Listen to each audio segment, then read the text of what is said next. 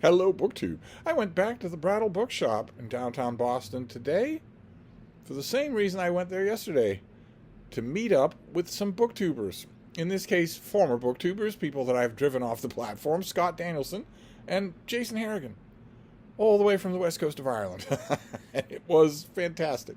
Absolutely fantastic. It was beautiful weather. Day got a little warm and a little humid, but the morning was lovely. And it was great to meet these people. It was when you're on BookTube and you're sharing all sorts of contests and ideas and tags. Back when before I had driven them off the platform, you get the feeling that you know people, but it's always extra special to meet them in person.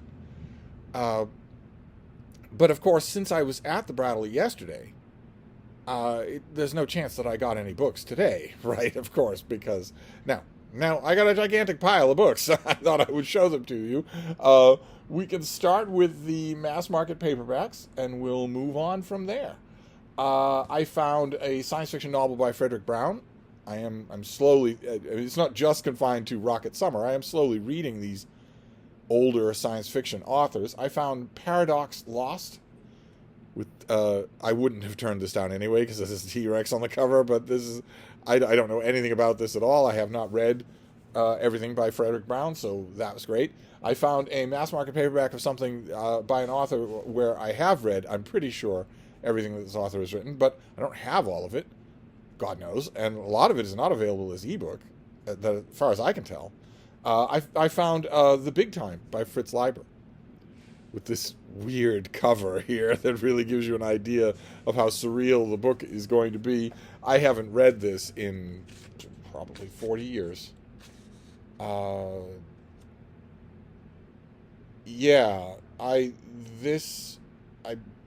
This paperback came out around the 1980s. I think that's when I first encountered it and read it. This looks like it was made in just today, so it's in perfect condition, so I'm happy to have it again. Then I found one particular author, and there were 4 books, so I grabbed them all in a chance to read an overview of an author, read a good sampling of an author. The author is Robert Sheckley, a science fiction author named Robert Sheckley, who, for the longest time, while I was grabbing these books and afterwards at lunch, I was mistaking him for Charles Sheffield. I have no idea why. Charles Sheffield is the author that I was thinking of. Here, I've got some schmutz on the cover here. When I was buying these things, I was thinking of Charles Sheffield, who I have read. I've read a lot of Sheffield. I don't think I've read any of Robert Sheckley, or not much. I found a bunch of stuff. I found Can You Feel Anything When I Do This, with that surreal cover. This is an old Daw yellow spine mass market paperback. I found The Robot Who Looked Like Me. I found the only book of his that I think I may have read, but I'm guessing that this book was not always a book. That there's a novella or a short story of something of it. It seems familiar to me, but not as a book. This is Immortality, Inc. And I'm pretty sure that if I had any previous exposure to Robert Sheckley, it was this book. But I'll give it another try. I have a bunch of things now to compare, and also The People Trap and Other Pitfalls. This is these old mass market paperbacks that nobody thought anything of. So you've got an old receipt in here, and this is too faded even to know where it's from. Or is it? What does this say? Oh, the bookcase in Harvard Square. Oh my, I remember that store. And somebody also wrote on the cover of this, which I hate it when people do that, but they never thought that these things were gonna be anything, or were gonna be around in 2024. None of us thought we were gonna be around in 2024. Then some mass market paperback nonfiction, which never gets made anymore, is never going to get made anymore. But once upon a time, the mass market revolution gripped the industry, and people were putting out all sorts of serious stuff in mass market form. Like, for instance, this will be familiar to a lot of you. It was for a long time the classic account. This is George Stewart's book, Ordeal by Hunger, about the Donner Party. So you've got the whole painting on the cover there. The Donner Party in the winter of 1846, 1847.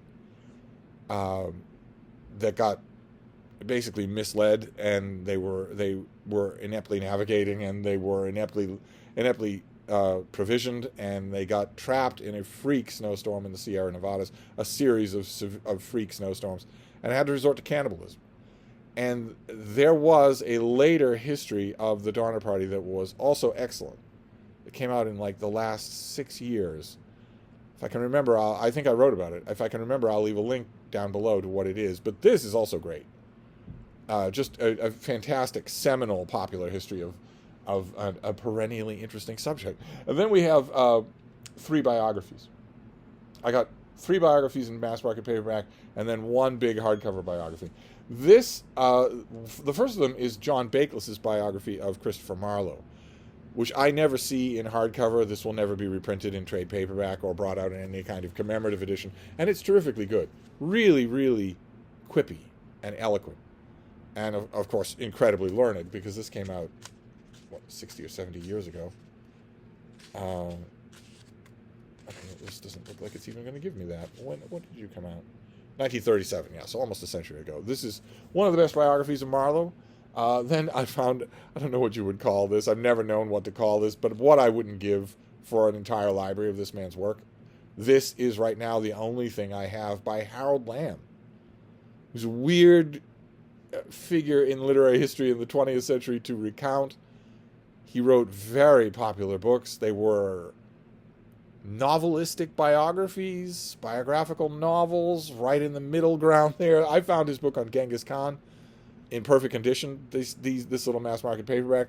I don't see Harold Lamb in good condition at all. First of all, I almost never see him in used bookstores, and when I do, they're battered all to hell and gone. I think probably because 3 generations ago, the people who bought these things and read them loved them. They are really good. He's really entertaining. Genghis Khan is not particularly a historical figure that interests me all that much. I'll read it because I don't have any other Harold Lamb. But I'm hoping, partially it's that I'm hoping this book will make me more interested. I know that I will like reading it. But also you want to propitiate the Brattle gods. Show them that you're willing to play ball, and maybe you'll get a little more of what you want. If I get this Harold Lamb, there may be others. And then finally this thing, which I've had many, many times. I think the only other option I have for this, aside from a mass market paperback, is a big oversized hardcover that I don't want. So I just keep getting the mass market paperback, which keeps falling apart for a reason that you're going to see. This is Kenneth Clark's book on Leonardo da Vinci, which is also one of the best, like the Bakeless book, is one of the best little studies of Leonardo that I've read. And I've read a lot of them. This is really, really good, really opinionated. And right in the middle of it is a gigantic island of black and white reproductions of all of Leonardo's art. Right in the middle of the book. Which, as you would gather, plays bloody hob with the binding. So it tends to fall apart. It tends to blow apart like a bomb. So we'll see how long it lasts. I don't have a copy at the moment, so I'm glad to have one, especially one that, design flaw notwithstanding, this is in perfect condition. It's as new as the day it was made. A lot of these things were, so that's wonderful. Then I found a couple of Penguin Classics. I don't often get Penguin Classics at the Brattle. But I found 2 that I wanted, definitely. The first one is BookTube Made Me Do It. Some of you may have seen Mark Richardson's latest video. He does a little book haul. How he does book hauls up in the middle of the woods in Vermont, I have no idea, but he manages. He found a relatively recent new biography of Andrew Marvell, which I think I also reviewed. That made me squee with envy. but when I was thinking about that, I was thinking, well, you don't. I had that book. I got it from the publisher. I'm pretty sure I got it when I had this channel. Got the advanced copy, and then I got the finished copy. I think I wrote about it. But then I got rid of it. It's gone. And when I was watching that video, I was thinking, not only do you not have that book, but you don't have any Andrew Marvell. You don't have the poems. So I found the Penguin poems for $1. It's the trade paperback of the complete poems of Andrew Marvell. Fantastic. I think I wrote about this as well. My old Penguins on Parade posts are a little difficult to find on YouTube, or a little difficult to find and or impossible to find, but they're out there. And I think I wrote about this as well. And then the other, what are we doing here? I can't do the normal arrangement here because somebody is wedged right next to me, so we can't. Although, what a day. What a dog walk we had. We had a long, lovely, beautiful dog walk when I got back. from meeting with Scott and Jason. I had a long rambling walk with the beans, a little bit warm, a little bit humid for such a thing, but I figured let's just go slow. We'll just go slow along beautiful leafy side streets, total quiet, total peace. And every time we encountered a dog, I expected that Frida was going to take her frustration with me leaving her out on the dog by stiffening and screaming her head off. She's not aggressive. It's not aggression. It's, I see you. I definitely want you to know I'm here. I demand your respect. I demand your deference. And she didn't do that. We met a bunch of dogs, and she greeted them all normally. And as a result, got to meet them. Because most dogs don't react well when she tenses up and screams at them. Most owners don't react well. And I recognize that. I respect it completely. But I could swear that by the end of our beautiful afternoon walk, which is a meandering afternoon walk, I could swear that by the end of that walk, Frida was starting to put two and two together. That if I don't scream, I get to meet more dogs. We'll see. But this other trade paperback's an author I've always been meaning to try. The paperback is in perfect condition, so I grabbed Praise of Folly by Erasmus. I'm gathering that this is a joke book. We shall see. Then I found this Everyman's Library edition, gorgeous old paperback or hardcover with a plastic dust jacket on it of The Tale of Genji. And this is the side and sticker translation, which I have as a 2-volume box set hardcover. But here's these things. Some of you know this design. I love it. It's just wonderful. I think it's so graceful. And somebody went to the bother of protecting this one, so great, even better. So I have the 2-volume hardcover side and sticker, but it's not always that convenient to lug out a box and squeeze out one of the hardcovers or other, and depending on where I want to plunk down and reread in Genji, it's always the wrong volume that I pull out first. So nice to have this one as well. With a classic, you can never have too many copies, I don't think. Then another great find. These were in little dribs and drabs for the last few weeks. I've managed to find quite a few books on my own profession. Book reviewing. Not literary criticism, usually not long, extremely deep, egghead literary theorizing, nothing like that. Usually this is just a literary figure writing about some new edition, some new collection of letters, maybe somebody's putting out a new edition of an old classic and they want a preface.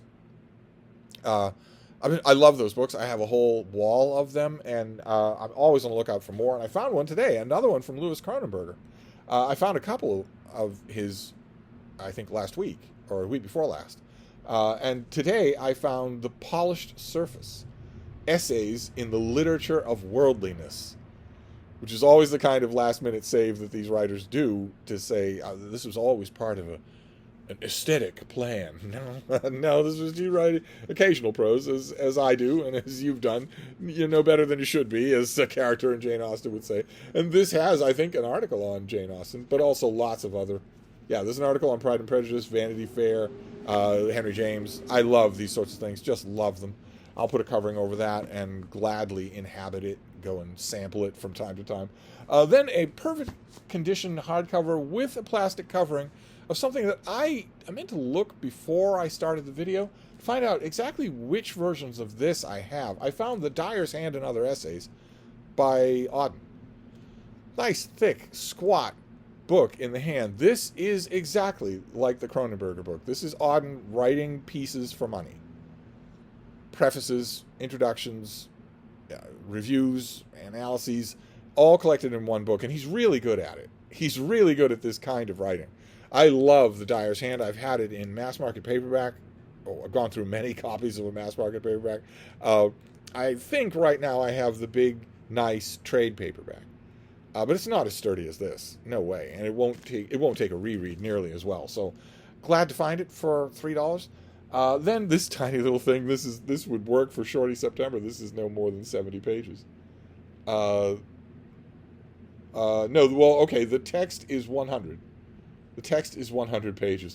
This is by Michael Gabriel, and it is a book about the Battle of Bennington, which was an American Revolutionary War battle that was a resounding colonial success. The British forces were routed. Their commander was killed. It was a wonderful prelude to the Battle of Saratoga, but it was also a shot in the arm. It let the colonial cause latched onto anything like this that they could get. And this little book tells the story of the battle, yes, but that doesn't take much doing.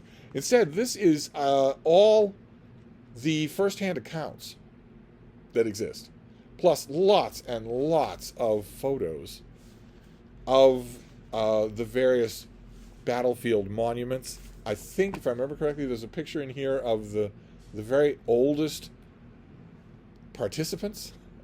Yeah, look at this. Yes, 6 aged citizens of Bennington. This daguerreotype taken in September 1848 shows 6 men who were children or young adults at the time of the battle. Look at that. Fantastic. So, I mean, it'll take no time at all to... It's all first-hand accounts. I'll take no time at all to read. Then we have... Here, let's... This has got lots of schmutz. Lots of stuff in it. I don't actually know what somebody stuffed inside here, but I'm not going to want... Let's get that out of there. I'm not going to want anything in here that I don't put in here myself. Well, I don't want that for a bookmark. Let's leave that in here. This is the Penguin Dictionary of Modern Humorous Quotations, edited by Fred Metcalf. And it's a trade paperback. I love these sorts of things. They are really a good spark. They can be a good springboard for a piece of writing. Also, they can get you in the mood. And they can double check. You can double check. What's that? What did someone say about publishers? Well, you can check with this. I have a couple of other volumes like this of quotations. I also, oddly enough, I don't know how many of you are like this, I like to just thumb my way through quotation collections.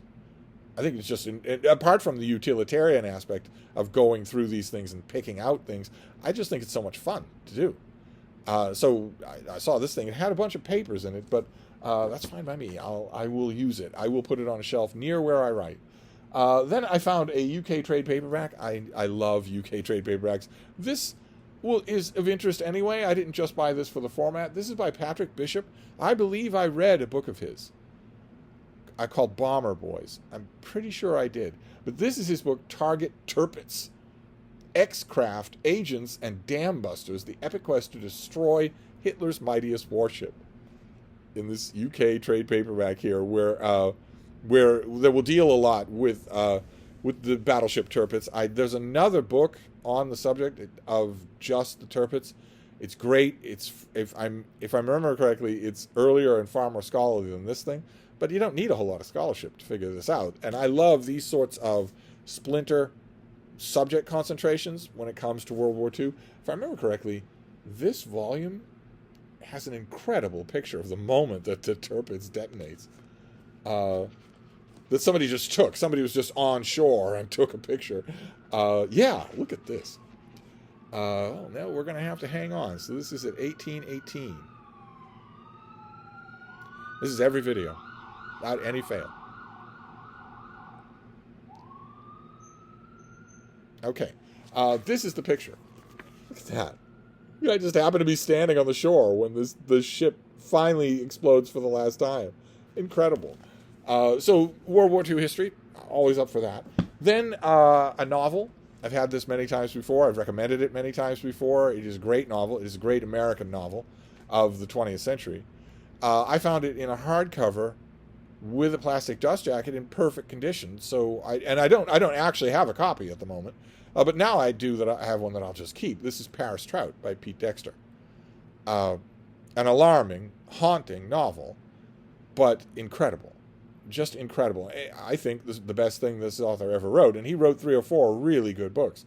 But this, if I ever make that 20th century or 1945 to 2025 canon list, especially for American fiction, this will be on that list. No doubt about it. Where are we going to go here? Okay, then we have a biography. A big biography that I don't think I've read. I've read a lot of biographies of this figure. I keep trying to be interested in this figure, or his movement, or his time period. I know I'm supposed to find him inherently interesting. I keep trying. This is Jean Moorcroft Wilson's biography of Siegfried Sassoon. And there is young Wilson on the cover right there. I never really do it with these books. I come close, but I don't ever really do it. But we'll see.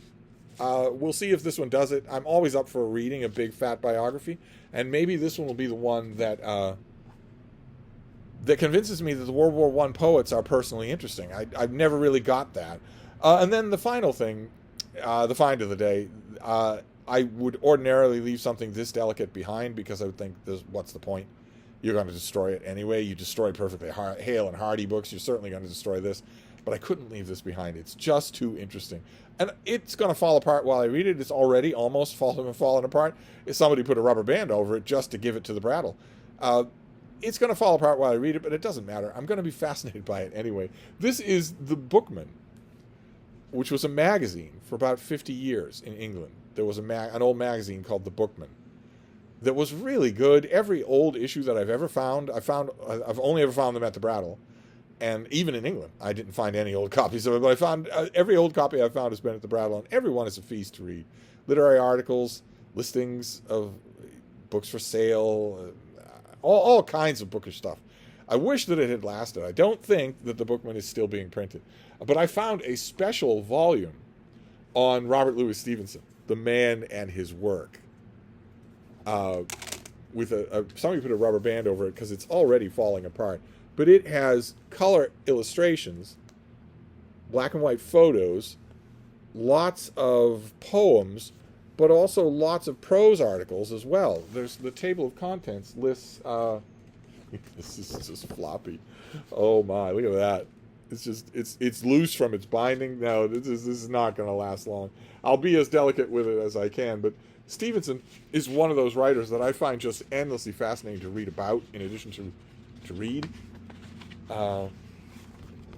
So the contents here, someone going under the initials of YY has an essay called The Genius of Robert Louis Stevenson. Charles Lowe, Robert Louis Stevenson, A Reminiscence. Books Which Influenced Me by Robert Louis Stevenson himself. Eve Simpson's Stevenson's Two Mothers. Edmund Goss has an early portrait of RLS.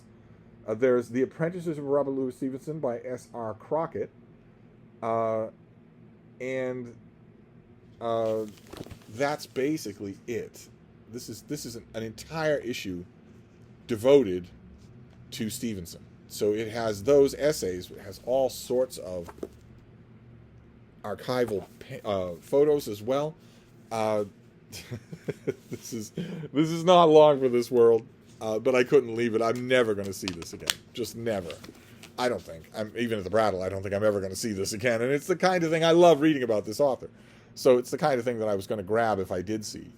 I'll get as much love out of it as I can, and then it'll be gone. It can't go in this shape. It can't go to anybody but me. So I'm the last stop for it. But that's all right. I'm going to give it. I just recently at the Brattle found an old 2-volume biography of Stevenson that was terrific. Oh my God, I fell into it. I was just going to read a little bit of it, but I fell into that thing. And this is going to be along the same lines. I have a bunch of Stevensoniana, and this, I think, really counts. I'd love to find it in better condition, but I'll take it. So there you go. That was yet another trip to the Brattle, where I had just been yesterday. I found even more books today than I did yesterday, and I had a blast.